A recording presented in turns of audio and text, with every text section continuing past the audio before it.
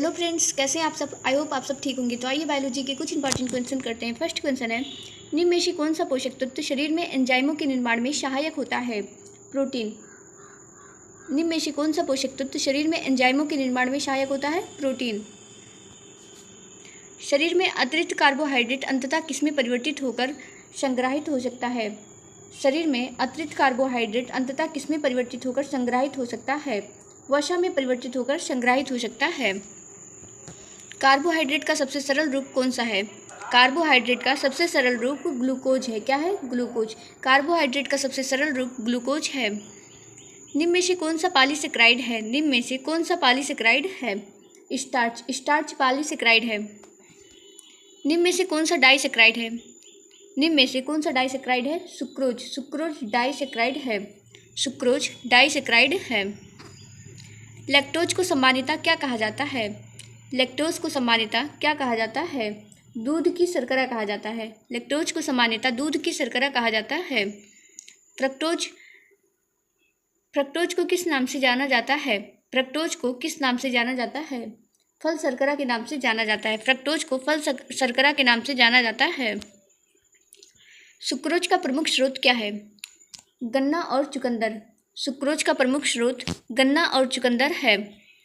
Glycogen को किस नाम से भी जाना जाता है।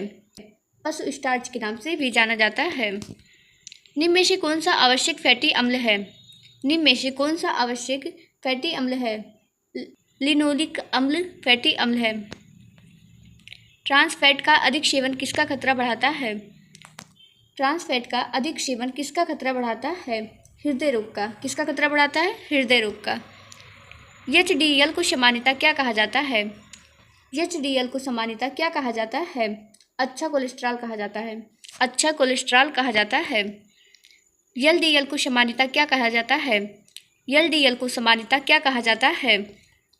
खराब कोलेस्ट्रॉल कहा जाता है। खराब कोलेस्ट्रॉल कहा जाता है। निम्न में से कौन सा प्रोटीन का पशु स्रोत है। निम्न में से कौन सा प्रोटीन का पशु स्रोत है। अंडा। क्या है। अंडा। निम्न में से कौन सा प्रोटीन का वनस्पति स्रोत है। निम्न में से कौन सा प्रोटीन का वनस्पति स्रोत है।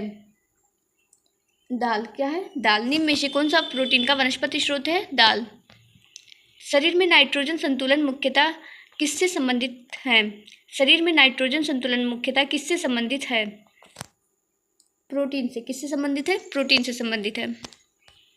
भोजन का पाचन पूर्ण होने के बाद पोषक तत्व मुख्यतः किसके द्वारा अवशोषित होता है।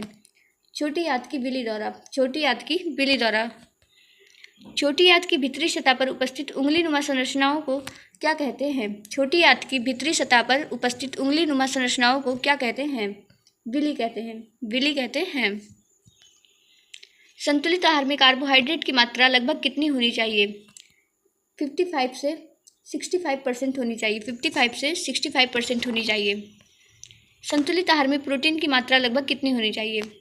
10 से 15%। कितनी होनी चाहिए। 10 से 15%। संतुलित आहार में वसा की मात्रा लगभग कितनी होनी चाहिए। संतुलित आहार में वसा की मात्रा लगभग कितनी होनी चाहिए। 20 से 30%। 20 से 30% होनी चाहिए। निम्न में से कौन सा भोजन बॉडी बिल्डिंग फूड कहलाता है। प्रोटीन। क्या है। प्रोटीन। प्रोटेक्टिव फूड किसे कहा जाता है। प्रोटेक्टिव फूड किसे कहा जाता है। विटामिन एवं खनिज युक्त भोजन को प्रोटेक्टिव फूड कहा जाता है। एनर्जी गिविंग फूड मुख्यतः कौन से हैं।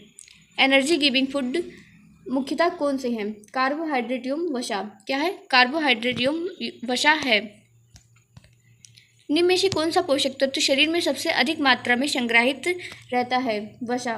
निम्न में से कौन सा पोषक तत्व शरीर में सबसे अधिक मात्रा में संग्रहित रहता है। वसा। उपवास के दौरान लंबे समय तक ऊर्जा का मुख्य स्रोत क्या बनता है। वसा। तत्व शरीर में सबसे अधिक मात्रा में संग्रहित रहता है। वसा। उपवास के दौरान लंबे समय तक ऊर्जा का मुख्य स्रोत क्या बनता है। वसा। उपवास के दौरान लंबे समय तक ऊर्जा का मुख्य स्रोत वसा बनता है। भोजन में अत्यधिक नमक का सेवन मुख्यतः किस रोग का जोखिम बढ़ाता है। उच्च रक्तचाप का। उच्च रक्तचाप का। उच्च रक्तचाप का। WHO के अनुसार स्वस्थ जीवन के लिए सबसे महत्वपूर्ण क्या है। संतुलित आहार। क्या है। संतुलित आहार। निम्न में से कौन सा पोषण से संबंधित रोग नहीं है। मलेरिया। मलेरिया पोषण से संबंधित रोग नहीं है। स्वस्थ शरीर के लिए सबसे उपयुक्त आहार कौन सा माना जाता है? संतुलित आहार। क्या माना जाता है? संतुलित आहार। स्वस्थ शरीर के लिए सबसे उपयुक्त आहार संतुलित आहार माना जाता है। Thanks for watching. ऐसे वीडियो के लिए चैनल को सब्सक्राइब करें। वीडियो कैसा लगा कमेंट में ज़रूर बताएं। वीडियो को लाइक और शेयर भी करें। Thank you.